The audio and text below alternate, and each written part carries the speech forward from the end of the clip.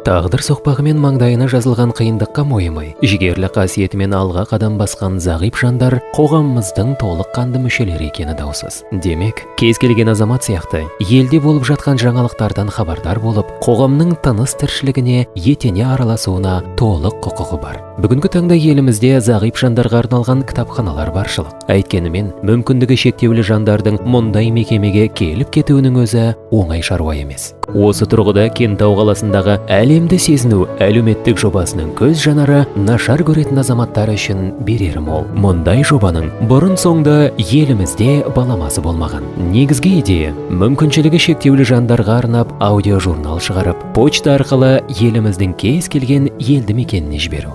Тың бастама елеусіз қалмады. Әлемді сезіну жобасы Білім және ғылым министрлігі мен Халықаралық банктың республикалық деңгейде бірлесіп іске асырған Жас Project жобасының жеңімпазы атанып, арнайы грант ұтып алды.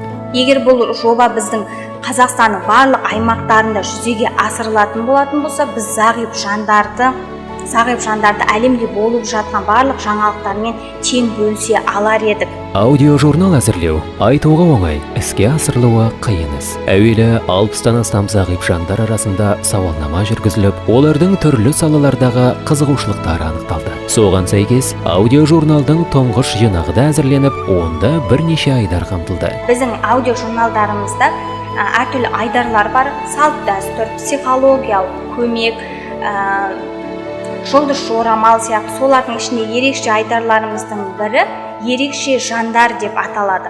Бұл жерде біз өңірлік және Қазақстанға танылған белгілі мүмкіндігі шектеулі жандармен диалекті түрде сұхбат құрамыз. Әлемді сезіну жобасы өзін өзі толық қаржыландырып қана қоймай, зағип және нашар көретін жандарды жұмысқа орналастыру ісінде де үлкен мүмкіндік береді. Жоба аясында мүмкіндігі шектеулі 3 азамат тұрақты жұмыспен қамтылды.